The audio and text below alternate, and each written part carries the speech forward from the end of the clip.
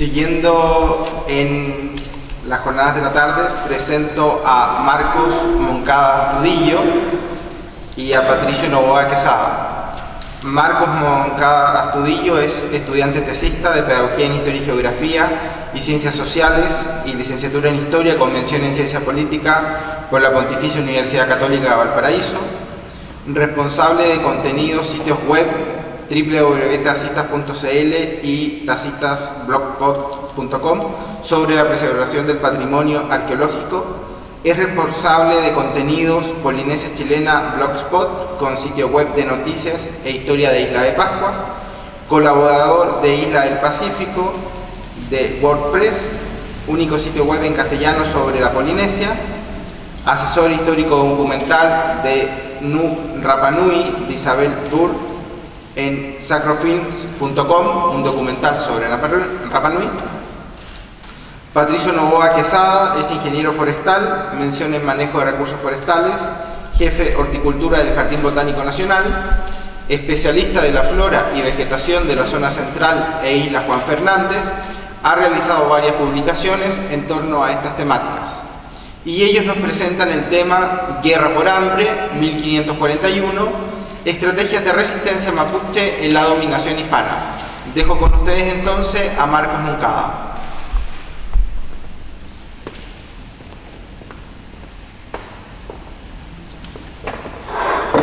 Muchas gracias por la invitación.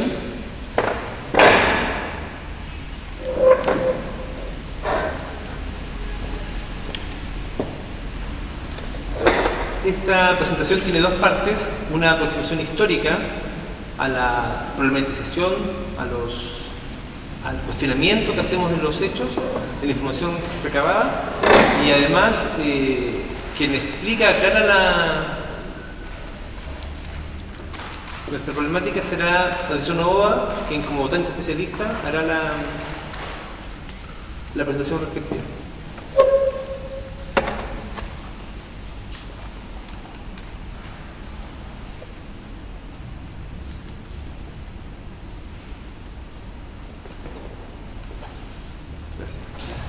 Los datos de los rectores. Esta es una investigación de desarrollo. Partió como dentro de un seminario en la Universidad Católica del Paraíso, donde se pidió apoyo al Jardín Botánico respecto a alusiones que los cronistas españoles hacían sobre determinados elementos que fueron cruciales en la historia de Chile para sostener la guerra de Arauco. Su primer resultado concreto fue participar en las primeras jornadas de Historia y Geografía del Jardín de Valparaíso, que convocó la Sociedad de Historia y Geografía del Marga Marga. Están próximos a ser las segundas. Y en la actualidad, junto con Patricio Novoa y otro grupo de profesionales, de profesores, investigadores, estamos postulando un fondo DuPont y a un FONDEF para el quinto concurso de valorización de la investigación en la universidad. Por tanto, esto está en desarrollo, tiene varias aristas. Lo primero es explicar de qué estamos hablando. Cuando hablamos de estrategia de resistencia mapuche, no se trata única y exclusivamente de la guerra. Las estrategias de los mapuches fueron varias. Y tomamos nota que aquí en la región llega Pedro Carlos Barrientos, desde Sorejado, fue el primer español que estuvo aquí en la zona. Fue recibido en Timalonco muy bien acogido. Y él enseñó técnicas de guerra, formaciones militares hispanoeuropeas a los indígenas. Es el equivalente a lo que fue Gonzalo Guerrero en México, que ya tiene nombre de un estado, un personaje casi el padre de la patria, y aquí pasa desapercibido Pedro Carlos Barrientos. Y lo otro es que Michimalonco, a su vez, él ya había recibido instrucción militar y formación en el Cusco, como hijo jefe de aquí de la zona. Conocían por tanto los indígenas de acá, los araucanos, antiguos araucanos, conocían perfectamente el mundo español, las técnicas militares de sus dos virtuales enemigos o aliados según la ocasión.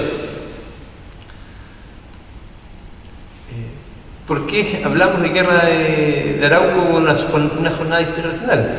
Porque la guerra de Arauco empezó en Quillota y es ahí donde se decide la destrucción de Santiago, y eso es lo que genera lo que sigue después. Ayer se pudieron unas ponencias que aquí en el siglo XVI se pierden las encomiendas, se habla de necesidades de tierras y no ya de indios. El despoblamiento indígena está documentado, más allá, o sea, además de la guerra, de la muerte en combate, de todo lo demás, el cautiverio, el maltrato, las enfermedades, que fue quizás el principal causal, en este momento histórico es la migración. Y explicaremos por qué. Tenemos que en este momento, como estrategia de sobrevivencia de los mapuches, ellos tenían una relación de sometimiento al Inca y tenían además una división territorial, el Alto y el Bajo Concagua. Michimalonco, que es muy conocido, es el jefe del Alto Concagua, y Tanjalonco, el Bajo Concagua, que sería esta zona. Tanjalonco ni siquiera tiene un espacio en Wikipedia, o sea, es así de simple, y sugiero visitar en internet el boletín de la Sociedad de Historia y Geografía del Marga Marga, que tiene varios trabajos sobre él, es un personaje local importante.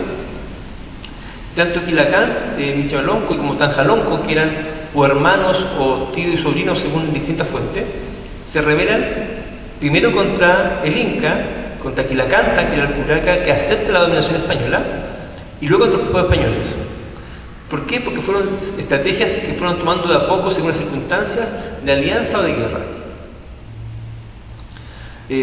Está documentado, y ya no es tema, o sea, ya no es duda, de que Santiago fue una ciudad inca. Pedro Valdivia llega al Cerro Blanco, donde están todas estas piedras tacitas amontonadas, que son sitios sagrados para los mapuches, y ellos lo encaminan, le hacen ver la importancia de tomar lo que conocen después, como conocemos hoy día como Cerro Huelén, o sea, nunca se llamó Huelén, es Santa Lucía en realidad, porque Huelén tampoco es el nombre original del cerro. Y fue conocido como Santa Lucía porque fue una forma de imponerse por sobre el dominio inca del valle. Hay investigaciones, tuvimos la suerte de estar invitados por la Sociedad de Historia y Geografía de Chile, en Santiago, cuando se abordó este tema en un coloquio. En las fotos aparecen incluso los principales referentes. Rubén Esteves estaba presente, Carlos Sotomayor, Alexis López Tapia, Francisco Bustamante. Y como les digo, ya hay documentación que alude que había una ciudad inca, pero al mismo tiempo habían caciques no, loncos importantes con capacidad de negociar, de ir a la guerra o asociarse o aliarse con los otros poderes, tanto incas como españoles aquí en la región. Pero llega un momento que esto se hace sostenible y tienen que ir a la guerra y la guerra no resultó. No pudieron ganar la guerra, no pudieron derrotar ni a los incas ni a los españoles. ¿Y qué hacen? Durante 6 a 7 años, según las fuentes, no plantan, dejan de plantar, para que por hambre los españoles desistiesen. Hay varios testimonios del siglo XVI, los cronistas son pocos, pero todos hablan de esto. Pedro Valdivia dice que tenían que ir cada 2 días a sacar cebolletas. Esto lo vamos a internet, así que no quisiera latearlos con tanto texto. Va a estar el acceso después en la página del archivo para que todos puedan ver los textos, digamos, y buscar la fuente, porque les gustaría quizás leer el texto completo. Habla que son semillas de hierbas, legumbres, habla que los indios dejan de sembrar y esa forma de hacer es la guerra. Habla de que les destruyen las cementeras y se sobreviven de cosas de cebolletas y otras legumbres que produce la tierra de suyo, esas naturales. Y de estos trabajos perseveramos los 2 años dichos. Él habla de 2 años porque al parecer durante 2 años los españoles lo que plantaban de verduras o hortalizas europeas lo dejan para semilla. Por lo tanto, ellos cuando mandan espías y establecen qué comían los indígenas, algo tenían que comer, y empiezan a comer lo mismo. Y es importante porque estas plantas cambian la historia de Chile. Estas plantas en un principio sostenían la resistencia mapuche. Y cuando los españoles logran saber qué plantas eran, sostienen la resistencia española, la perseverancia española. Por lo tanto, entender nuestra biodiversidad actualmente podría ayudarnos quizás a futuro también a resistir cuando tengamos problemas con otro tipo de alimentos. Jerónimo de Ibar plantea que, insiste, el tema de la cebolleta, de la guerra por hambre, dice que los indígenas ni aún la acostumbrada guerra no les abajo, ni la sintieron si no viniese tal acompañada de tanta hambre y necesidad de provisión, porque acontecía a muchos españoles ir a acabar 2 a 2 días y para sacar para comer unas cebolletas, que son como las del azafrán, salvo que no lleva la flor que la tierra de acá produce de suyo. Patricio explicará por qué es crucial ese párrafo. Varios investigadores, y esto lo hemos abordado en una investigación previa sobre la cebolleta específicamente, por eso no vamos a insistir en ese tema, que ya está abordando otra ponencia. Confunden los frutos porque abordan cada investigador una fuente, a lo más 2 o 3. Las hemos abordado todas y hemos visto y confrontado todo lo que historiográficamente hemos obtenido con lo que Patricio botánicamente ha tipificado. Insistimos en el tema de las raíces, las cebolletas. Dice que los indios son de la lengua y traje de los de Mapocho, o sea, son mapuches, digamos.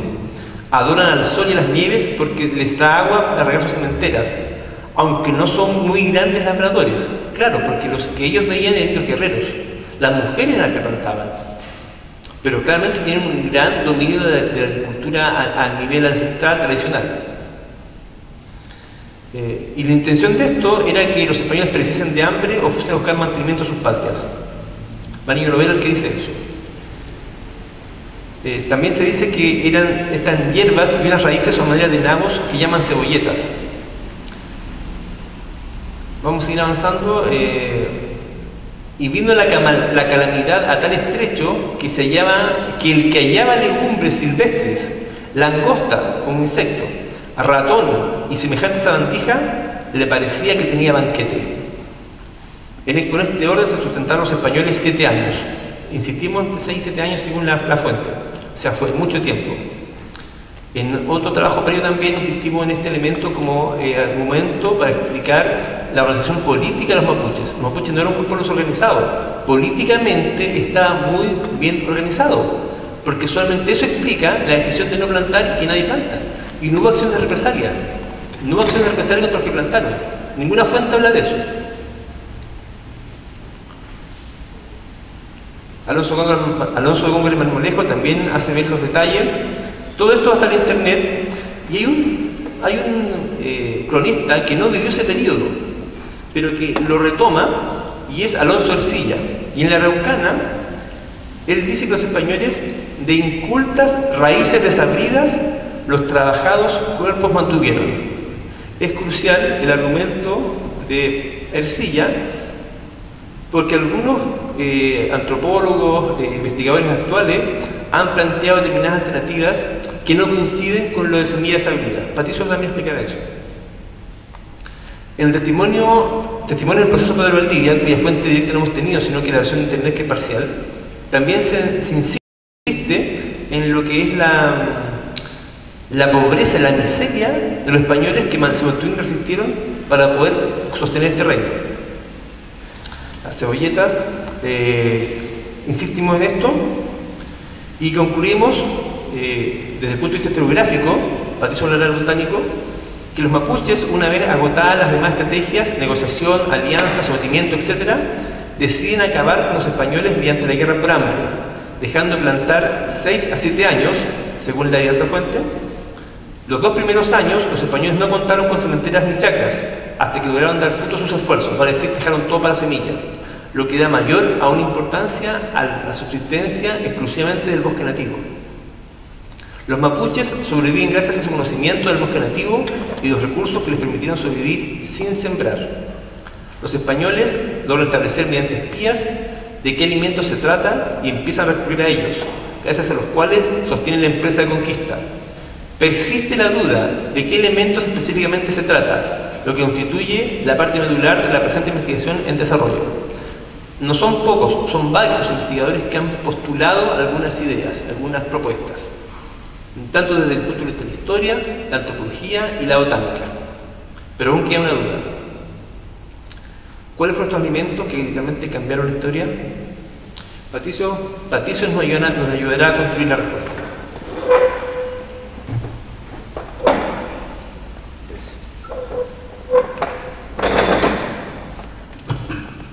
Buenas tardes. Bueno, vamos a ir avanzando.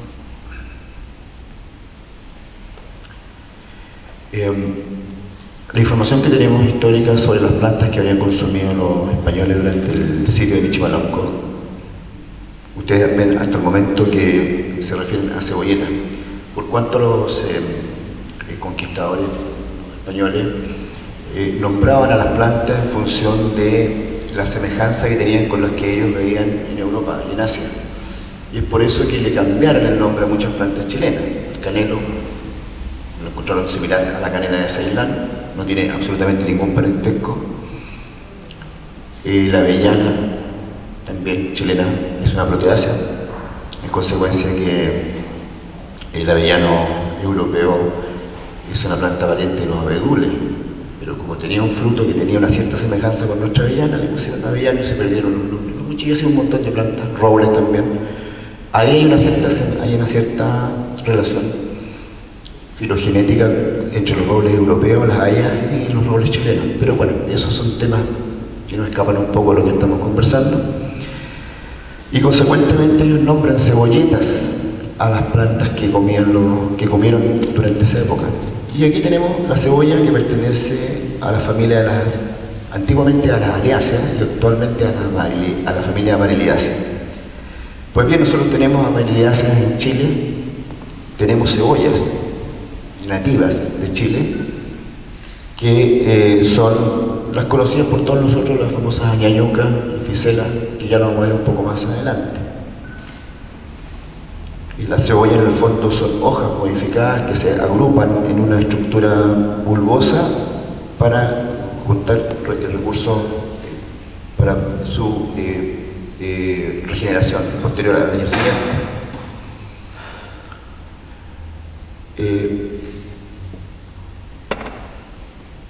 Nuestras amarilidáceas son aproximadamente 3 o 4 géneros y aproximadamente 7 especies, de las cuales aquí tenemos la Ficela septantoide, que en algunas partes le llaman añañuca de fuego. Es una añañuca alta que produce una cebolla con catáfilos negros, oscuros, que crece en esta zona del país y también suponemos que crecía en Santiago.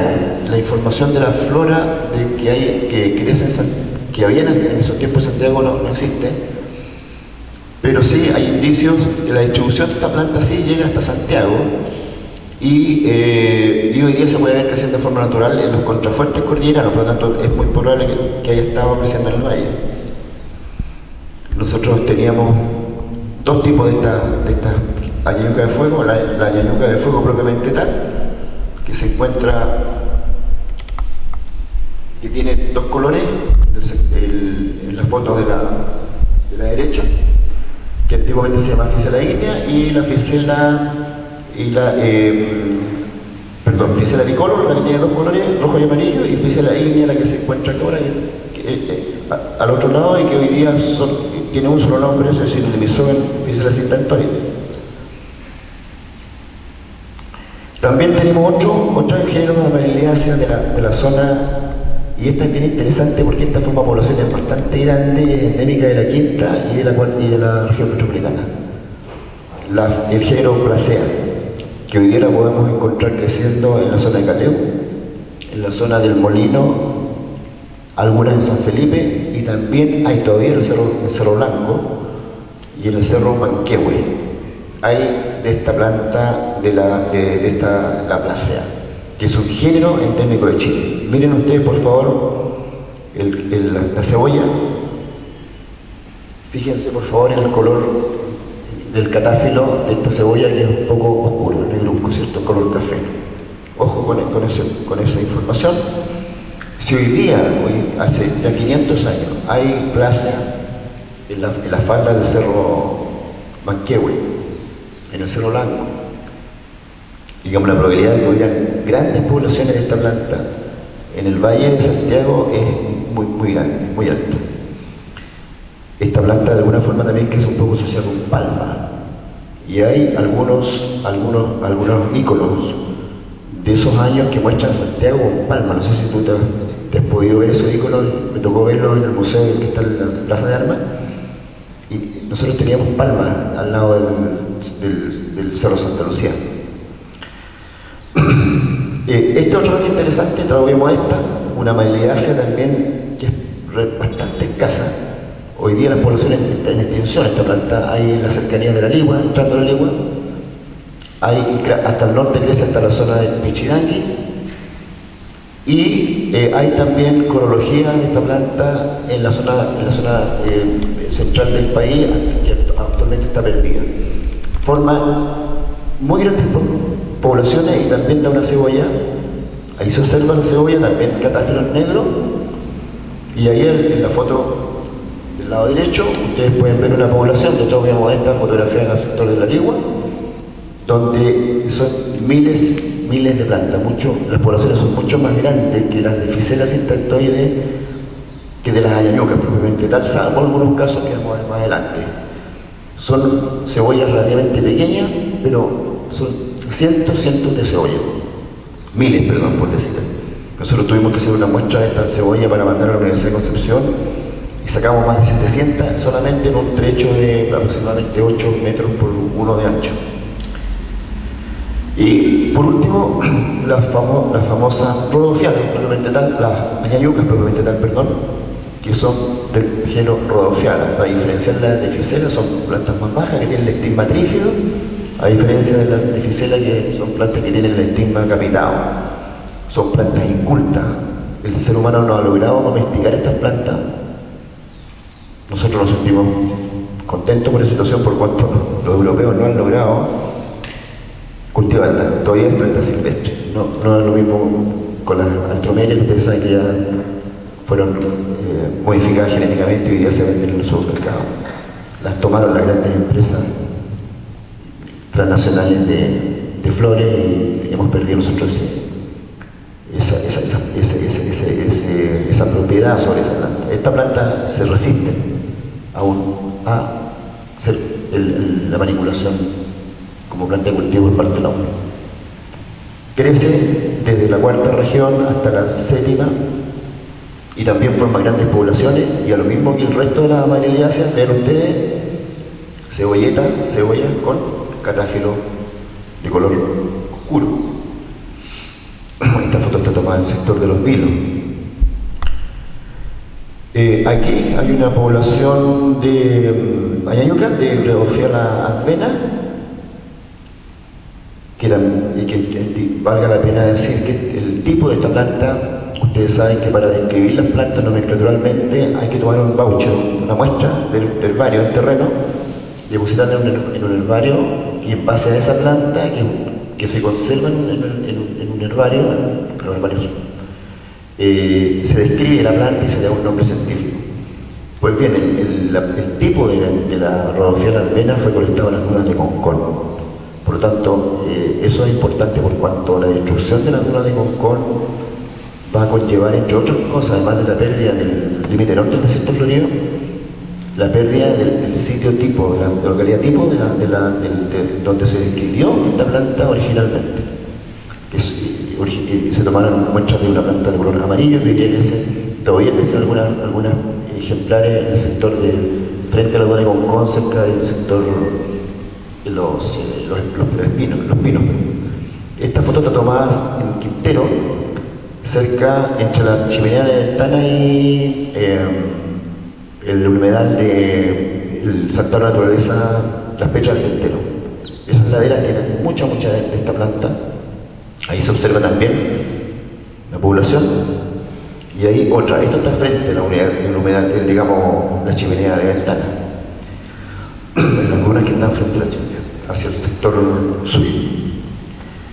Otra imagen, en el sector ustedes ven la cantidad, y consideren ustedes de que Chile no estaba alterado ambientalmente como lo está ahora. Por lo tanto, la posibilidad de que, digamos, este tipo de población con esta cantidad de plantas por hectárea perfectamente puede sostener la alimentación de un grupo de personas. No me acuerdo en este momento cuántos fueron las personas que estuvieron auxiliadas ahí, pero creo que eran 50, 100, por ahí. Claro. Entonces, este nivel de población permite, digamos, lógico, producir alimentos para las personas. Hay otra imagen, también está tomado el sector de ventana. ¿Cuáles son los problemas? Ahora en la parte, digamos, para proponer esta planta como la planta que alimentó a los españoles en esa época. Posee cierta cantidad de alcaloides, pero no es una cantidad alta. Nosotros comemos muchas plantas que tienen alcaloides. Obviamente las plantas que tienen gran cantidad de alcaloides no son imposible de consumir. La solanácea, qué sé yo, etcétera, todas las plantas que producen la marihuana, qué sé yo, varias plantas de ese tipo. Pero cuando las plantas poseen poco nivel de alcaloide, basta con que sean cocinadas, precocidas, para eliminar estas sustancias tóxicas. Incluso al secarlas también se produce otro efecto beneficioso, que es convertir los almidones en glucosa. Les digo que muchas plantas poseen alcaloides por cuanto la propia lechuga, que nosotros decimos más, digamos, hay un dicho que dice más sano que la lechuga. La lechuga, para que ustedes sepan, si se deja crecer hasta que florece, ¿cierto?, se transforma en una planta muy tóxica, que posee un nivel de alcaloide muy grande. Nadie come lechuga florecida. Digamos, cuando florece la lechuga, la gente, los cultivadores la eliminan inmediatamente, porque digamos, produce una leche que tiene muy alta cantidad de alcaloides. Nosotros tenemos que quemar la lechuga jovencita, porque después no nos podemos envenenar. O sea, ahí le damos. Las plantas tienen estas sustancias para evitar la herbivoría, para defenderse del consumo de los animales, ¿cierto? Las plantas son consumidas por los animales. Entonces, ellas producen todo alcaloide para envenenar al animal, para matarlo, para evitar ser consumidas por los animales. Por lo tanto, todas las plantas, gran parte de ellas tienen alcaloides o sustancias que producen problemas neurológicos, que son de otro grupo de tóxicos. Las espinas también tienen esa misma función. Bueno, como decía Marco, hay muchas propuestas respecto de qué son estas plantas. La botánica América Muñoz sostiene que las cebolletas eran Herbertialahue, una iridácea, Calirea sifioide, otra iridácea, Coranthera bifolia, Coranthera campanulata. Interesante propuesta de América, por cuanto efectivamente estas plantas tienen ciertas características. Herbertialahue, por ejemplo, es una planta muy palatable, pero casi una delicatessen. Sus poblaciones no son muy grandes, son de pocos individuos, y aquí estamos en el límite norte de distribución. Son plantas típicas de la 7ª y 8ª región. Y es tan apetecida que antiguamente la escarbaban los loros, y escarbaban el suelo hasta que llegaban a la planta, porque yo no la he probado nunca, pero dicen las crónicas que era muy... Yo no creo que esto haya estado en la dieta de los españoles, por cuanto no forma grandes poblaciones y las cebollas son bastante pequeñas, pero es muy sabrosas, de acuerdo a lo que dicen los cronistas. Coranthera, perdón, esto es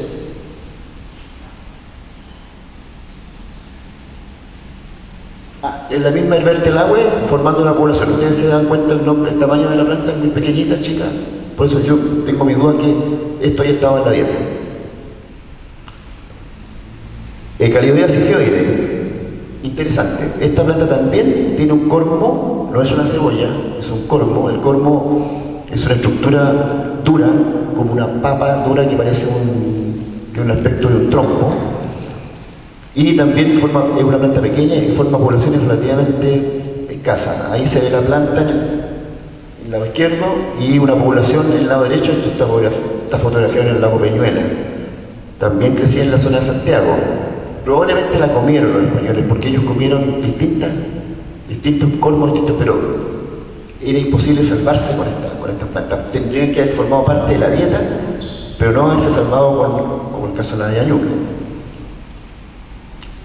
También es una planta que tiene potencial, digamos, para ser consumida a futuro como producto chileno que tiene que ser investigado.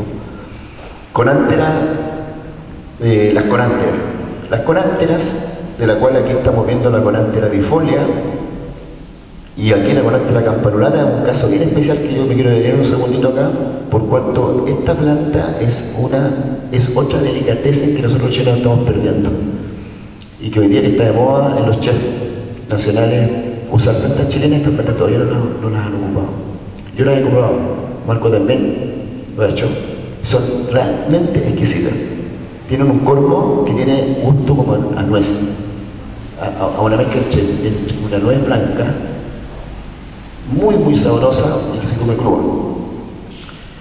La Coranthera forma grandes poblaciones. Esto lo tomamos en el sector de la rotonda de cuando uno va hacia el Quintero, donde se divide el sector hacia el aeródromo Torquemada. Mucha de esta planta, que es un género endémico de Chile. Todas las colanteras son endémicas de Chile. Esto no es solamente una especie endémica, es un género endémico. Las 4 colanteras que hay en Chile son todas. Pero el cormo es relativamente pequeño, es chico, y por lo tanto yo creo que pudo haber formado parte, pero no, es difícil que haya salvado la vida a toda esta gente durante esos 7 años.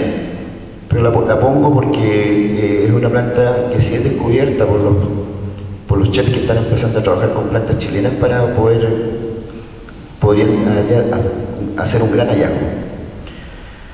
Ahí está el cormo de la colántera campanulata, que forma esos enrejados, uno cada año, de manera que si uno cuenta los enrejados, esta como red que se observa al lado derecho, puede averiguar la edad de la planta. Nosotros hemos sacado cormo de esta planta en terreno con 50 capas. Por lo tanto, estas plantas pueden vivir 50 años de edad. 50 años de edad produciendo este cormo que puede ser cada vez más grande. Digamos, en realidad no crece mucho en tamaño, pero puede ser muy viejo. Bueno, perdón, ahí está la imagen, volví para atrás.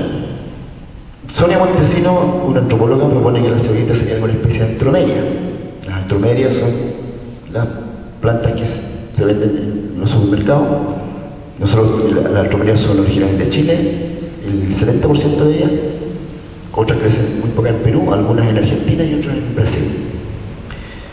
Pero la antromeria, ahí está el sistema radicular de la antromeria, en realidad tienen un rizoma, y en la parte de arriba, que es bastante leñoso, no tiene parte comestible, y hacia abajo hay unos tubérculos, pero que en realidad en el pasado la gente los usaba para hacer chullo, para las guaguas, lo que antiguamente se conocía como el liuto, que le daban a las guaguitas para firmar el estómago. Entonces, tiene un potencial como planta de comestible, pero no para sostener la vida de personas que están aisladas durante mucho tiempo. Estas plantas también forman grandes poblaciones y probablemente sí, yo estoy de acuerdo, que tienen que haber formado parte de la dieta también eventualmente, de los españoles. Claudio Gay, uno de nuestros más grandes botánicos del siglo XVIII, indica que Escherichia choleuca, que hoy día es sinónimo de Osiroide y flora, podría ser. Esta planta, estamos en el límite sur de ella, no es muy abundante, salvo acá en la quinta región, pero en la región metropolitana es bastante escasa. Es una planta típica del desierto florido, da una cebolla, pero también de bajo tamaño. Por lo tanto, nuestra propuesta, digamos, de que nosotros tenemos una propuesta, la propuesta nuestra que nosotros queremos hacer, nos basamos entonces en lo que dicen los españoles, cebolleta, amariliácea, y lo que dice todos los cronistas que escribieron al respecto, y en este sentido salta una información bien interesante. Bueno, Alonso Ercilla, como decía Marco, en el poema La Lucana dice que son raíces de sabiduría y trabajaron para los cuerpos, que mantuvieron los cuerpos de los trabajadores. Raíces de sabiduría, las amariliáceas, las añayucas, las raíces son relativamente sabiduría. Nosotros lo hemos probado, tienen alcaloides, hay que cocinarlas, si no se cocinan no se pueden comer, o secarlas. Por tanto, hay un tema ahí que reafirma que son las amariliáceas, las añayucas, las traumias, las plácidas. Pero ¿qué dice? Entonces, ¿qué nueva información nos permite? Buscamos nosotros más información, además del tema de las cebolletas, para poder, digamos, llegar a una conclusión de qué especie es. Y nos encontramos con que el cronista Jerónimo de Guimar indica que las cebolletas eran como las de azafrán, crocusativas, pero sin flores, con sus flores distintas. Y miren qué interesante. Sucede que ahí hay una imagen del azafrán, ¿cierto? Y tiene cebolletas con catáfilos negros. Él dice, se parecen a las cebolletas del azafrán, pero las flores son distintas, obvio. género Crocus, no es una amelidácea, es una planta de otra familia, son plantas de cordillera que dan unas flores verticales, moradas, de donde se saca el azafrán, que son los estambres. Y se ven acá en el lado izquierdo, de color rojo, que son los que se sacan y se exportan para su uso como azafrán. Nuestras plantas no tienen estos estambres que producen azafrán, por lo tanto él se dio cuenta de eso, dijo, son como los azafranes, pero las flores no corresponden. Sucede que hay una comparación, hay una posibilidad, digamos, una clara correspondencia entre la cebolla del azafrán y la cebolla de las amaliáceas de las ñañucas de la zona central.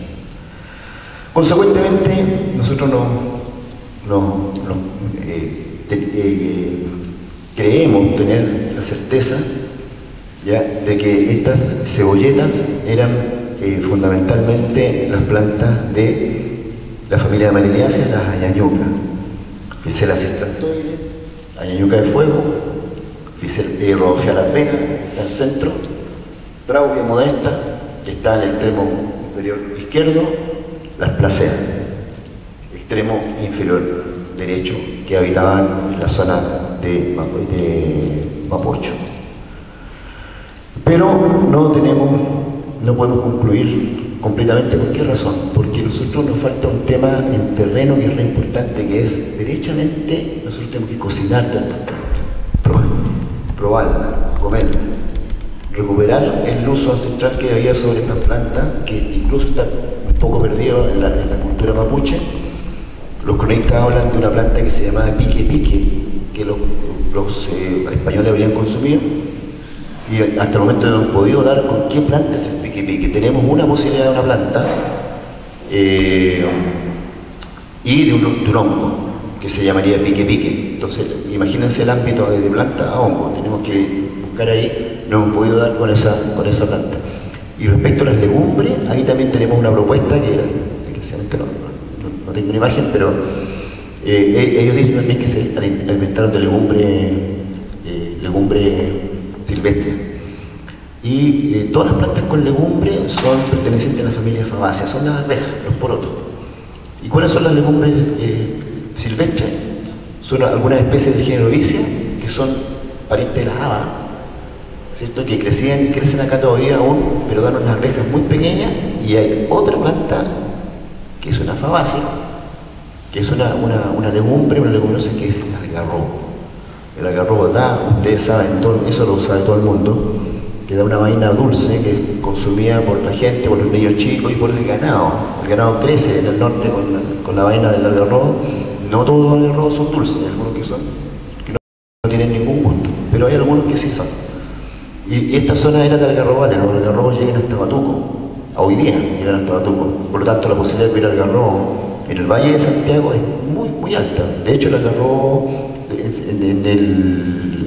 digamos, bueno, todavía se cultiva en la zona, y tengo entendido que los últimos están cerca de San Bernardo, no estoy muy seguro.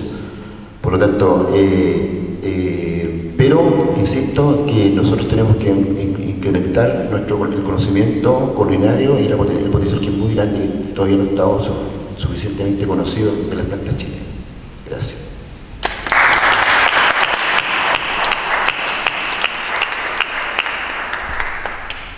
Bien, le damos las gracias a Marco y Patricio. Nos han dado una presentación mostrando que la Guerra de Arauco parte en Quillota, es decir, en esta gran región, la quinta región de Valparaíso, y nos han mostrado también al final, para resumir a grandes rasgos, la flora nativa de la zona, y que permitió que se mantuvieran alimentando a los españoles durante 7 años. Le damos las gracias nuevamente, hacemos una breve ronda de preguntas para seguir a la próxima ponencia.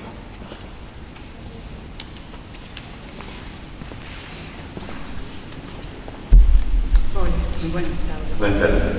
Yo soy médico, por eso me interesa lo que te preguntas. Qué bueno, ¿Qué población de españoles fue la que se mantuvo alimentando con esto? ¿Cómo fue el estado nutricional de ellos? ¿Qué se sabe de eso? de esta planta. De los españoles, cómo terminaron, estaban enflaquecidos, lograron mantenerse. Sí, yo creo que esa pregunta la puede contestar mucho mejor Marco. Efectivamente, las crónicas hablan de lo que explicamos. Cualquier bicho o ratón era un banquete.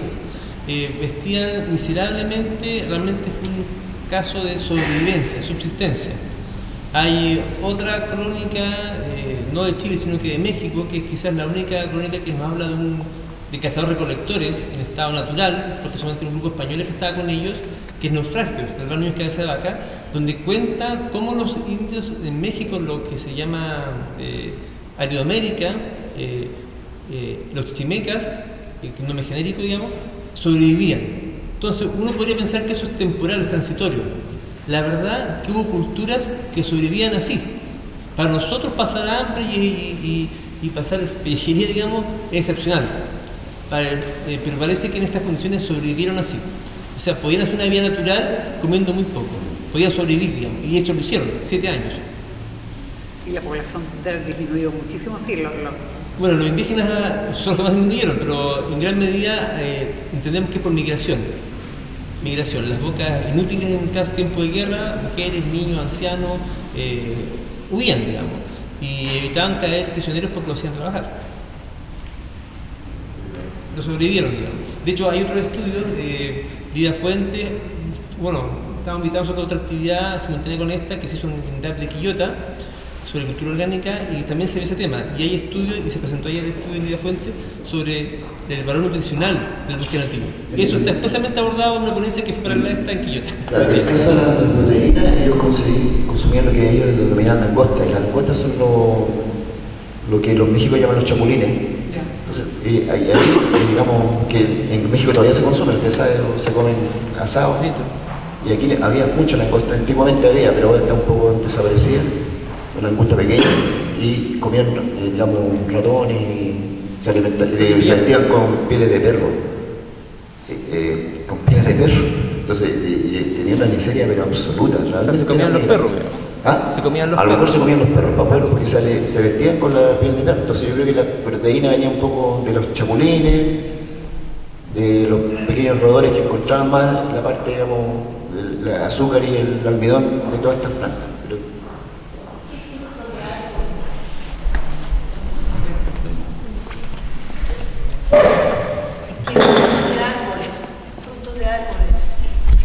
Bueno, la legumbre con seguridad, digamos, consumían el fruto del algarrobo. Las plantas chilenas, los frutos son bastante pequeños y nos permiten alimentarse en sí, tienen muchas propiedades organolépticas para combatir los radicales libres, el maqui. Pero en esta zona, ¿qué es lo que hay? Maqui, hay boldo. El peumo es lo más grande que tenemos, pero el peumo hay que esperar que madure, se produce solo cierto tiempo del año. Nuestros árboles dan frutos pequeños. Yo creo que ahí no estaba la solución. El más grande es el algarrobo, pero en general son muy pequeños los frutos. Gracias. Y respecto de específicamente el pueblo mapuche, ¿qué les parece la tesis de Ricardo Lachmann, que dice que los picuchi y huilliches eran un mismo pueblo y que una vez que se mezclaron con el pueblo del este recién habría surgido el mapuche araucano, y simultáneamente gente que es más taxativa como Villalobos, que sostiene que el mapuche, al no ser ni agricultor ni ganadero, solamente recolector, se diferenciaba mucho del mapuche pehuenche, que era grupos completamente distintos. ¿Les parece que, digamos, están así por lo que han podido estudiar? ¿Hay matiz al respecto? Mira, una de las partes estrictamente botánica, a ver, hay una idea generalizada que es bastante poco documentada y del mito que eran solamente guerreros, pero eso yo creo definitivamente falso. Por cuanto si los mapuches entraron por el Estrecho de Bering, y tengo entendido que en realidad ellos vienen del sur de Brasil, ¿cierto? Atraviesan la Pampa, primero la Pampa Argentina y llegan después a Chile. Ellos expulsaron gente, en realidad ellos expulsaron, las tierras no eran de ellos, eran de otros indígenas, pero ellos tenían que traer sus plantas y sus animales. Yo no como botánico, no puedo creer, no puedo entender de que hayan conquistado América solamente guerreando. Porque ellos traían sus plantas animales, la gallina mapuche lo demuestra. La gallina, no existen gallinas en Chile, no hay gallinas en Chile, las únicas gallináceas son las perdices, que son parientes de las gallinas, pero la gallina mapuche es asiática. Después nosotros tenemos evidencia en plantas que no estaban acá, que no trajeron los españoles. La chira, por ejemplo, ya se cultivaba en América, y la chira no es originaria de América. Por tanto, había un cultivo, ¿cierto? El tema de la papa también. Incluso los primeros cronistas hablan de la existencia que en Chile, hablan de que había manzanas, que había nego. Entonces la gente tiende a pensar de que se equivocaron por cuanto confundieron el huevo con manzana. Eso es muy difícil. Entonces, si nosotros miramos las manzanas nuestras que se consumen en el sur del país, están asociadas a las propiedades mapuche. La manzana, la cabeza de niño, la plátano. Fíjate que te voy a dar un dato que es poco conocido. Se hizo un estudio sobre las guindas,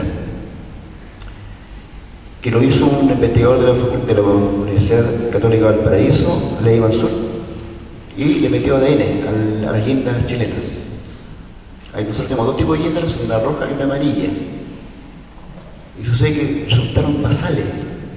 O sea, son arcaicas, son absolutamente antiguas, están perdidas. O sea, lo que yo pienso, digamos, aplicando matemáticas, estas plantas posiblemente fueron traídas de Asia por los grupos indígenas que conquistaron América y se extinguieron, y el resto y quedaron refugiadas acá en Chile y en Sudamérica. Porque ¿cuál es la razón por la cual estas guindas ya no existen en Asia? Están acá en Chile. Entonces, ellos tenían que, lo que dice Marco, que cultivaban las mujeres y ellos eran los guerreros. Eso es lo que pienso yo por la botánica. No sé qué pensáis tú respecto de lo que dice el joven. Yo pienso igual, digamos, pienso que el tema del prejuicio machista del español, de asumir que las mujeres mapuches cumplían las mismas funciones, limitadas funciones de la mujer española, hacía invisible para él la realidad. Recién, después de las batallas cangrejeras, cuando se escribe Cauterio Feliz, vamos a entender cosas del mundo mapuche, cosas que no sabíamos del mundo mapuche. Y ahí también, lamentablemente va a ser muy rápido las fuentes históricas, pero vamos a compartir el documento. Decían una parte que eran adoradores del sol y las nieves porque mantenían sus fronteras. El hecho de que su estrategia de guerra sea no plantar es porque plantaban. Hay cultígenos, plantas que fueron desarrolladas, que están en estado natural salvaje, digamos, que se perdieron, porque cuando aquí se impuso el trigo como forma de comer, dejamos de comer lo que se comía antes. Entonces, eso es lo que hemos perdido, que otros países han conservado. Aquí en Chile se perdió lamentablemente. Aún así, hay testimonios tempranos. Por ejemplo, el 2013 fue el año mundial de la quinoa, y el documento más antiguo de la quinoa es en Chile, pero el día en Concepción. Pero la quinoa ya aparece escrita en nuestras fuentes, las que nosotros vimos acá. Lo que es que no sabía cómo se llamaba, supo después. Ese es otro gran problema. Pero, claro, a tu pregunta, eran cultivadores. Ahora, si son araucanos, a contar de cuándo, si son mapuche o no. Lo que tú decías, que el nombre de Picunche. Claro. Bueno, tiene que ver con la posición respecto al norte y al sur. Es un dexismo, porque resulta que se entiende que cuando llegan al Valle de Santiago, Mapocho es una mala traducción de mapuche, castellanización de mapuche, es mapocho. Y mapocho que son la gente de la tierra, la gente del valle, de este valle. Picunche es el valle de más al norte, Huilliche es el valle de más al sur. Me voy al valle de más al sur. Ustedes son los huilliches. No, nosotros somos los mapuches. No, mapuches de allá, no, esos son los picunches. Claro, es un dexismo, no es una situación autónoma. Ahora, esto explica muy bien su tomo primero Encina, que toma Lapchan y otras personas más. Lapchan habla de un grupo que entra 200 años antes que los españoles, que entra al sur de Curicó y que produce una cuña entre los picunches y los huilliches. Y eso él lo asume como fundamental de los araucanos. La esencia del araucano sería esa, según Lapchan, en esa tesis, que está muy desprestigiada porque por motivos biológicos no se quiere asumir. Ahora, se ha establecido que hay un proceso de etnogénesis posterior. Había mucha diversidad de pueblos, Y con la conquista española esos pueblos empiezan a aglutinarse para resistir nuevamente, estrategias de resistencia, a la cultura dominante que es la española. Y ahí conforma esta nueva identidad genérica que para los antropólogos, para los arqueólogos serían los Aconcagua quizás, que coexistieron con los Batos, con los Yoyeo y con bandas de cazadores-recolectores también. Pero lo concreto es que es muy relativo la etiqueta que le pongamos. Lo que sí, a través de evidencias etnográficas actuales, como el jarropato, por ejemplo, como las tradiciones de la machi, del matrimonio con jarros pato, nos remontamos a la cultura bato, la cerámica más antigua en Chile, y tenemos estas tradiciones mapuches actuales, se remontan hace 3.000 años. Pero claro, en esos 3.000 años tuvo mucha influencia de otros pueblos, de otras cosas. El hecho de que tengamos, por ejemplo, el nahuel, y aquí no hay nahuel en el jaguar, aquí no hay jaguares, pero era todo de una familia, una tribu mapuche, entonces se conservó el nahuel. Entonces no podemos descalificar a un grupo étnico porque no son puros, digamos. Eso no existe, no existió ni existe tampoco nunca. Me la creo. Bien, siguiéndonos al rigor de la estructura de la jornada, vamos a pasar a la última ponencia de la tarde.